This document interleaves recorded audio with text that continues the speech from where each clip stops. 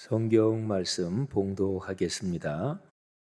여호수아서 1장 1절부터 9절, 열왕기하 25장 27절부터 30절, 그리고 느헤미야서에서 8장 5절 8절, 13장 14절 봉독하겠습니다. 거룩하신 하나님의 말씀입니다. 여호와의 종 모세가 죽은 후에 여호와께서 모세의 수종자 눈의 아들 여호수아에게 말씀하여 이르시되, 내 종 모세가 죽었으니 이제 너는 이 모든 백성과 더불어 일어나 이 요단을 건너 내가 그들 곧 이스라엘 자손에게 주는 그 땅으로 가라. 내가 모세에게 말한 바와 같이 너희 발바닥으로 밟는 곳은 모두 내가 너희에게 주었노니 곧 광야와 이 레바논에서부터 큰 강 유브라데 강까지 해쪽 속에 온 땅과 또 해지는 쪽 대해까지 너희의 영토가 되리라. 내 평생에 너를 능히 대적할 자가 없으리니 내가 모세와 함께 있었던 것 같이 너와 함께 있을 것임이니라. 내가 너를 떠나지 아니하며 버리지 아니하리니 강하고 담대하라. 너는 내가 그들의 조상에게 맹세하여 그들에게 주리라 한 땅을 이 백성에게 차지하게 하리라. 오직 강하고 극히 담대하여 나의 종 모세가 네게 명령한 그 율법을 다 지켜 행하고 좌로나 우로나 치우치지 말라. 그리하면 어디로 가든지 형통하리니 이 율법 책을 내 입에서 떠나지 말게 하며 주야로 그것을 묵상하여 그 안에 기록된 대로 다 지켜 행하라. 그리하면 내 길이 평탄하게 될 것이며 내가 형통하리라. 내가 네게 명한 것이 아니냐. 강하고 담대하라. 두려워하지 말며 놀라지 말라. 네가 어디로 가든지 네 하나님 여호와가 너와 함께 하느니라 하시니라. 유다의 왕 여호야긴이 사로잡혀 간 지 37년, 곧 바벨론의 왕 에윌 무로닥이 즉위한 원년 12월 그달 27일에 유다의 왕 여호야긴을 옥에서 내놓아 그 머리를 들게 하고 그에게 좋게 말하고 그의 지위를 바벨론에 그와 함께 있는 모든 왕의 지위보다 높이고 그 죄에서의 의복을 벗게 하고 그의 일평생에 항상 왕의 앞에서 양식을 먹게 하였고 그가 쓸 것은 날마다 왕에게서 받는 양이 있어서 종신토록 끊이지 아니하였더라. 에스라가 모든 백성 위에 서서 그들 목전에 책을 펴니 책을 펼 때에 모든 백성이 일어서니라. 하나님의 율법책을 낭독하고 그 뜻을 해석하여 백성에게 그 낭독하는 것을 다 깨닫게 하니, 내 하나님이여 이 일로 말미암아 나를 기억하옵소서. 내 하나님의 전과 그 모든 직무를 위하여 내가 행한 선한 일을 도말하지 마옵소서. 아멘. 우리 교회에서 올해부터 시작한 성경 주일, 1년 반에 걸쳐서 성경을 한 번 정독하는 그런 신앙 훈련이지요. 1년에 4번 3, 6, 9, 12 첫째 주일을 성경 주일로 정하고 지난 3월 달에 성경 전체를 6덩어리로 나눈 것 중에서 모세오경 첫 번째 덩어리를 정독을 했습니다. 이제 6월 달에는 두 번째 성경 주일로 해서 구약 성경의 역사서를 우리가 6월 한 달 정독합니다. 구약 성경의 역사서, 이 기록들이 시작부터 끝까지 하는 이 기간이 800년 정도 됩니다. 주전 13세기 중반부터 주전 5세기 중반, 연도로 말하면 1250년 정도부터 400년대 중반 이 정도 됩니다. 800년의 역사, 이 시기를 기록하고 있는 이 구약의 역사서는 둘로 나누어집니다. 첫 번째가 바벨론 포로기 이전에 기록된 역사서, 그 다음에 두 번째는 바벨론 포로기 이후에 기록된 역사서입니다. 전체 역사서에 해당하는 책들이 상당히 많아요. 그런데 구약 성경에 보면 상하 이렇게 된 책들이 있지요. 사무엘 상하, 열왕기 상하 이런 책들, 이거는 원래가 그냥 한 권입니다. 그러니까 그냥 하나로 보시면 되고, 또 사사기, 룻기, 이것도 그냥 한 권의 책이라고 보시면 됩니다.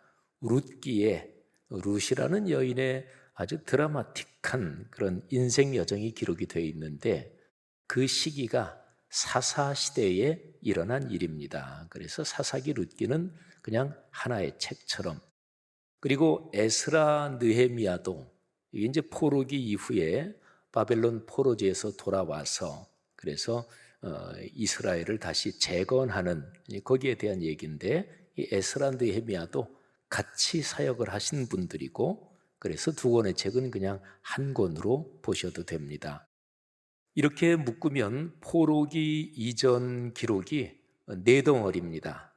여호수아, 그리고 사사기, 룻기, 그리고 사무엘 상하, 열왕기 상하 네 권이고요.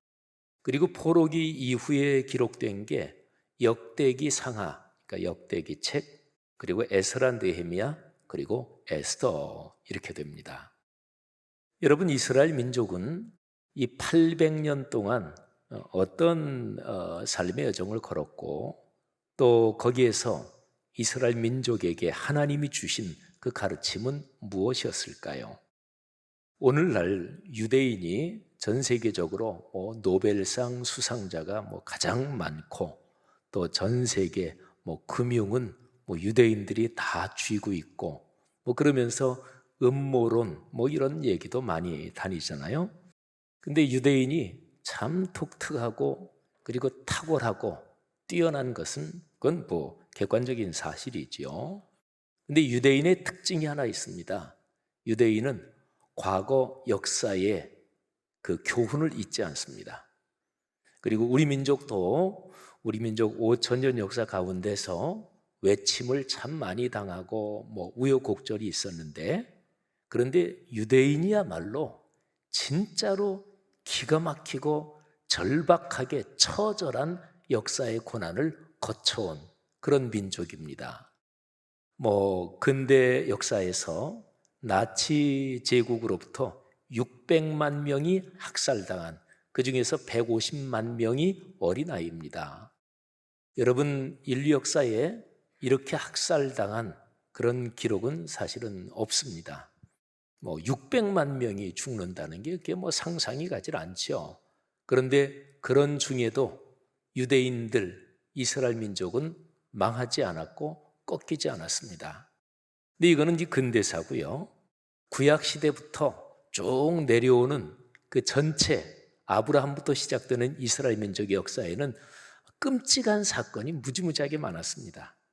그런데 이스라엘의 역사서라고 기록되는 여호수아부터 쭉 내려오는 이 전체 800년의 기간에서 제일 끔찍한 비극은 예루살렘이 초토화되고, 그리고 이제 바벨론으로 포로로 끌려간 바로 그 사건입니다. 제가 오늘 성경 본문으로 이스라엘의 역사서 전체 800년의 기록 중에서 제일 첫 번째 책, 그러니까 여호수아서 요거 하고요. 그 다음에 포로기 이전까지, 그러니까 예루살렘이 초토화되고 바벨론으로 끌려가는 포로기 이전에 기록된 마지막 책이 그게 열왕기 하인데요. 그 열왕기 하의 제일 끄트머리 부분, 우선 두 군데를 제가 말씀을 드리겠습니다. 여호수아는 이스라엘 민족을 가나안 땅으로 이끌고 들어가서 가나안을 정복하고 12지파에게 땅을 다 배분한 이제 이런 지도자지요. 모세의 후계자, 그리고 하나님이 각별하게 사랑한 그런 사람입니다. 이게 이제 이스라엘의 역사서의 출발, 여호수아입니다. 제일 처음에 1장 1절부터 9절에 어떤 내용이 기록이 되어 있을까요? 여호수아는 두려웠습니다. 이 백성을 이끌고 저 강한 민족이 있는 가나안 땅에 들어간다는 게 여러모로 마음에 걱정 또 두려움이 많았었겠죠. 그래서 여호수아서 1장 1절부터 9절까지에 보면 하나님께서 반복적으로 하시는 말씀이 있습니다. 두려워하지 말아라. 강하게 마음 먹고 그리고 용기를 가져라. 담대하라. 이 말씀을 여러 번 반복하십니다.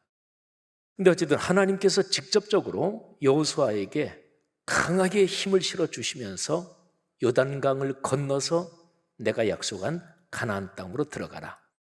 근데 5절 말씀에 이렇게 기록하고 있습니다.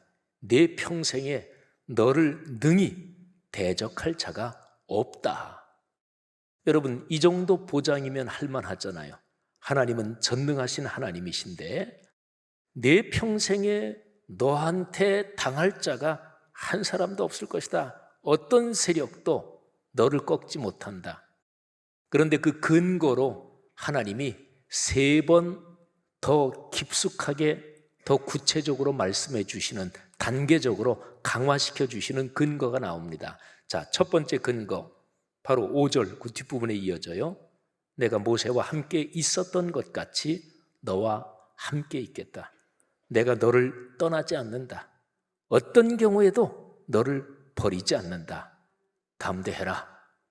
내가 아브라함 그때부터 약속한 주리라고 한 그 가나안 땅을 용감하게 밀고 들어가서 너는 그 땅을 차지해라. 자, 근거 첫 번째, 내가 너와 함께한다. 근데 하나님께서는 이 근거를 말씀해 주신 거를 좀 더 구체화시키십니다. 자, 그 뒤로 조금 더 읽어 내려가다 보면 하나님께서 7절에서 이렇게 말씀하십니다. 나의 종 모세가 내게 명령한 그 율법을 다 지켜 행하고 좌로나 우로나 치우치지 말아라. 그러니까 내가 너와 함께한다. 그럼 구체적으로 그 함께하는 그 길이 무슨 길이냐? 모세가 너희에게 전달해 준 그 율법을 지켜 행하고 좌로나 우로나 치우치지 말라. 말씀의 길로 걸어가라.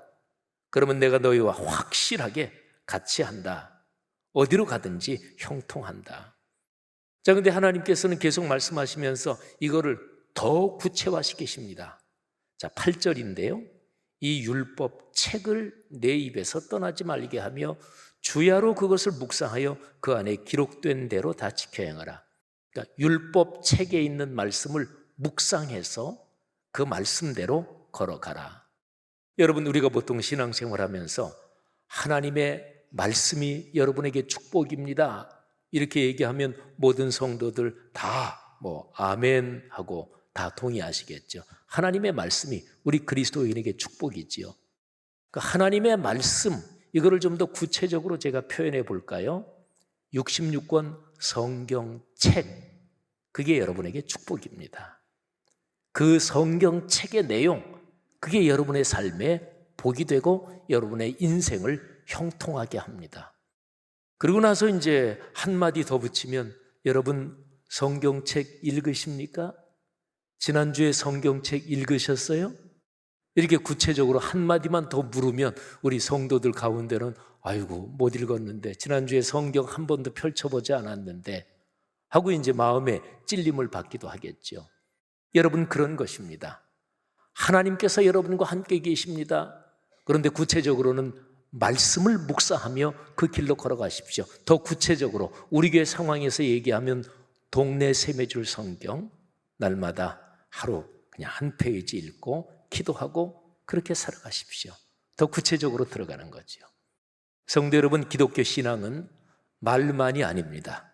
아주 구체적으로 어떻게 살아가야 될 하나님의 요청이 그거죠.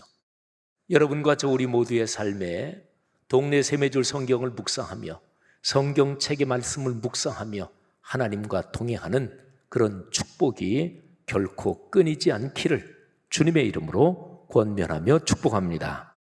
여러분, 이게 처음이에요. 800년 구약의 역사에서 제일 첫 부분에 하나님께서 직접적으로 아주 강하고 아주 분명하게 내가 너와 함께한다. 그런데 구체적으로 얘기하자. 율법 책, 내가 모세에게 명령해서 명확하게 기록된 그 책 너 갖고 있지 않느냐? 너 그 말씀 묵상하고 온 백성이 그 말씀 묵상하며 살게 해라. 그러면 내가 평생 너와 함께 할 것이다. 자, 이게 첫 번째예요. 이스라엘 민족이 사사시대를 쭉 거치지요. 그리고 여호수아는 세상을 떠납니다. 그리고 이제 왕정시대로 들어서게 됩니다. 첫 번째 왕이 사울, 두 번째 왕이 다윗, 그리고 이제 세 번째 왕이 솔로몬. 그리고 솔로몬에서 그 다음으로 넘어갈 때 나라가 남북으로 갈라집니다. 북왕국에 처음으로 자칭 왕이 된 사람이 여로보암, 그 남왕국은 르호보암, 이래서 남북왕국으로 갈라지죠. 그런데 그러면서 이스라엘 민족은 점점 기울어져 갑니다. 북왕국은 먼저 아수르, 아시리아에 아주 처참하게 망합니다. 그래서 북왕국 지역에 있는 10지파, 특히 이제 사마리아 그쪽은 완전히 피까지 섞이고 사방으로 뿔뿔이 흩어져 버리고 맙니다. 아시리아라는 나라가 그렇게 잔인한 나라였습니다. 제국을 통치하는 큰 두 가지 방식이, 하나는 여러 문화권, 여러 민족, 그거를 다 포괄한 게 그걸 제국이라 그러잖아요. 근데 그 제국 안에 있는 각 다른 문화권, 각 다른 민족, 다른 언어, 거기에 자율성을 충분히 보장하면서 제국을 통치하는 방식. 대표적인 나라가 로마 제국이 그랬습니다. 그런데 그거 없이 완전히 언어도 말살시키고 피도 막 섞어버리고 문화도 전부 다 획일적으로 하나로 만들어버리고, 그런 대표적인 나라가 아시리아고 그리고 일본 제국주의였습니다. 아시리아는 그랬어요. 북왕국이 철저하게 망합니다. 그리고 나서 100몇십 년 지난 후에 남왕국은 바벨론에 초토화됩니다. 여러분, 바벨론에 초토화되는 남왕국의 멸망, 그게 열왕기하 끝부분에 가면 아주 멸망하는 그 장면이 나오는데 비참합니다. 남왕국 유다의 마지막 세 왕 이름을 제가 얘기하겠습니다. 여호야김, 기자 밑에 미음 받침. 그 다음 왕이 여호야긴, 기자 밑에 니은 받침. 그 다음에 시드기야, 이게 마지막 왕입니다. 여호야긴, 이 왕이 바벨론에 의해서 이제 세워졌는데 바벨론을 섬기다가 돌아서요. 그래서 바벨론이 군대를 이끌고 와가지고 이 왕국을, 이 예루살렘을 1차로 점령합니다. 그리고 여호야긴, 이 왕을 바벨론으로 끌고 가요. 그때가 이 왕이 18살 때였습니다. 그리고 이제 시드기야를 왕으로 세워요. 그런데 시드기야가 바벨론을 섬기다가 또 돌아서는데 이 바벨론이 군대를 이끌고 와서 1년 반 동안 예루살렘을 포위합니다. 그리고 예루살렘에서는 계속 항전을 하지요. 근데 1년 반 동안 포위하고 있을 때 상황이 비참했습니다. 예레미야 애가, 구약에 그 책이 있죠.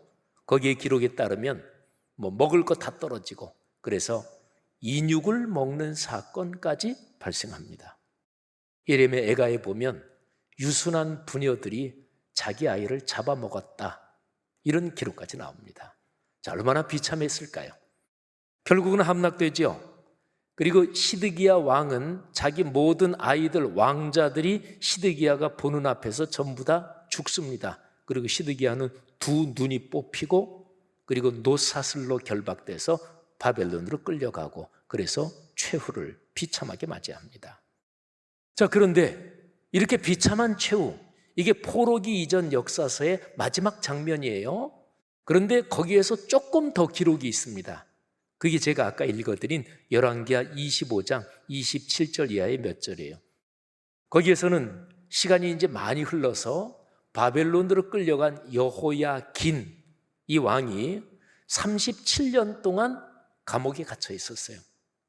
그런데 이제 바벨론에도 왕들이 바뀌고, 바벨론에 에윌 무로닥이라는 사람이 왕이 되면서 감옥에 있는 왕을 풀어줘라. 그러면서 이 여호야긴 왕을 이제 대우를 해줍니다. 바벨론은 제국이니까 제국 안에 조금 지역을 다스리는 왕들이 있었을 거 아니겠어요? 그런데 그런 왕들 중에서도 서열이 높게 대접을 해주고, 그리고 먹을 거 입을 거 이거를 평생 보장을 해줍니다. 여러분, 그런데 바벨론 포로기 맨 마지막 이 장면은 좀 서글프잖아요, 그죠? 바로 그 앞에 예루살렘이 초토화됩니다. 성전, 예루살렘 성 전체를 완전히 불태워버리고, 지도자들 수많은 사람들 바벨론으로 끌어가고 아주 참혹하게 학살을 하고 완전히 초토화가 됐습니다. 그리고 바벨론으로 끌려간 그 왕, 그 사람은 37년 동안 감옥에 갇혀 있다가 바벨론 왕, 어떤 왕의 그냥 조금 봐줘서 그래서 감옥에서 나오고 뭐 그냥 왕이다 형식적으로 그렇게 해서 먹고 살고 평생 그거는 보장해 줍니다. 아주 슬픈 장면이 있잖아요. 우리나라 조선이 대한제국으로 그렇게 바뀌고 그렇게 하면서 일본 제국주의에 계속해서 압박을 받다가 이 왕세자가 일본으로 끌려가서 사실은 끌려간 거죠.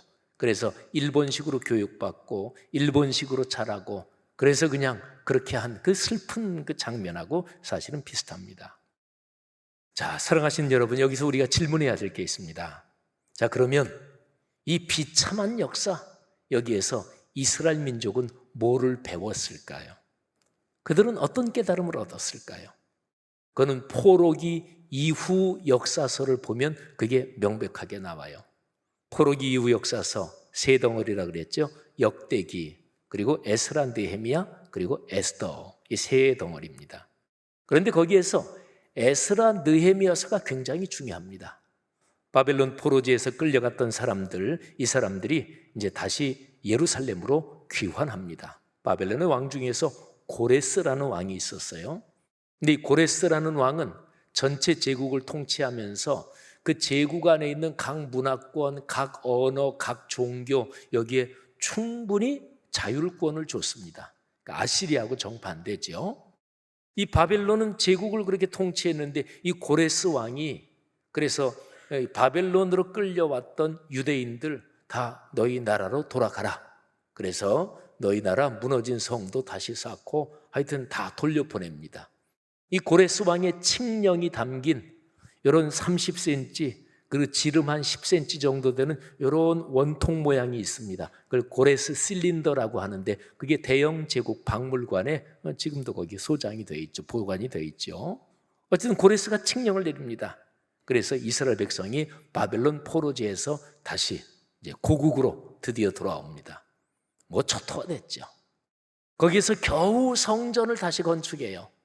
옛날 성전에 비하면 너무 초라해서 옛날 성전을 직접 본 나이 많은 분들이 성전을 다시 재건하고 그거를 준공식을 할 때 통곡을 했다 그랬어요. 너무 초라하니까. 그런데 성전만 건축했지 그 성전을 둘러싸고 있는 예루살렘 성벽 다 무너진 상태고 그리고 주변 사마리아, 아라비아 이런 주변 지역에서 예루살렘이 다시 재건되는 것을 절대로 반대하면서 계속 공격하니까 이게 지지부진합니다. 거기에 느헤미야가 바벨론 나라의 고위 관료였습니다. 느헤미야가 황제에게 허락을 받고 그리고 예루살렘 그쪽에 총독으로 임명받아서 자기의 고국으로 돌아옵니다. 그래서 느헤미야가 이 성벽을 다시 쌓죠. 그런데 느헤미야서의 현상적인 주제는 성벽 재건입니다. 근데 느헤미야서 13장까지 있는데 쭉 내용이 전개되는데 7장 1절에서 성벽 재건이 완료됩니다. 그럼 완료되면 준공식을 해야 되잖아요. 근데 느헤미야서의 스토리에서 준공식은 7장 1절에 완공되고 난 다음에 바로 뒤에 있지 않습니다. 한참 끄트머리 가서 있어요.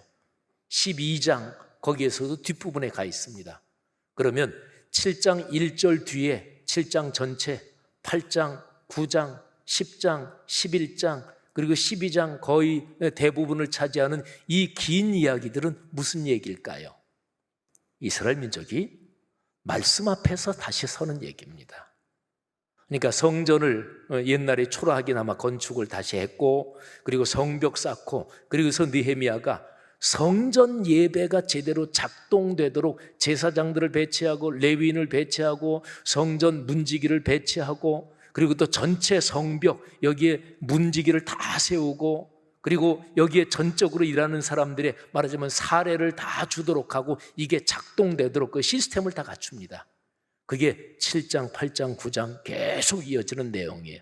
그리고 전체 이스라엘 백성을 하나님 앞에 모이게 해서 말씀 사경회를 엽니다. 그때 이제 이 에스라, 이 학사, 율법학자 이 사람이 말씀을 선포하고 말씀을 가르치죠. 온 이스라엘 백성이 말씀을 듣고 회개하고 자복하고 그리고 말씀대로 지켜 살겠습니다. 그래서 나중에 11장, 12장 가보면 지도자들의 이름이 쭉 나와요. 그게 서약한 사람들 명단입니다. 앞으로 말씀대로 살겠습니다. 말씀을 묵상하며 살겠습니다. 지도자들 이름이 거기 쭉 나와요. 그러고 나서 거기에 완전히 요즘 말로 말하면 공적으로 공증을 하는 완전히 하나님 앞에 서약을 합니다. 그렇게 결심을 하고 그리고 나서 성전 준공식을 합니다. 여러분, 느헤미야서 이걸 보면 우리가 이스라엘 백성이 800년 특별히 바벨론 포로의 그 비참한 데서 어떤 깨달음을 얻었나 그거를 정확하게 알 수 있습니다. 이런 것입니다. 우리 민족이 망한 것은 말씀대로 살지 않아서 망했다. 다시 망하지 않으려면, 그리고 다시 비참한 비극을 당하지 않으려면 말씀 묵상하며 말씀 중심으로 살아야 된다. 이게 바로 역사서가 기록된 800년 역사의 결론입니다. 사랑하신 여러분, 아까 제가 설교 초반에 현대 이스라엘 이 얘기를 했어요. 2차 세계대전이 끝나고 1948년에 거의 한 900년 만에 나라 일구 900년 가까이 떠돌다가 다시 이제 한 나라가 바로 이스라엘이에요. AD 70년에 완전히 예루살렘이 로마에 의해서 또 초토화됐지요. 그런데 현대 이스라엘도 하나님의 말씀 이거를 지켜야 산다. 그래서 이스라엘은 홀로코스트 600만 명이 학살당한 그 경험, 비참하고 참담하고 절망적인 그 터널을 지나면서 그들은 이런 생각을 가집니다. 하나님께서 이거를 통해서 우리 민족에게 주신 교훈이 무엇인가? 그게 바로 말씀을 붙잡고 사는 거예요.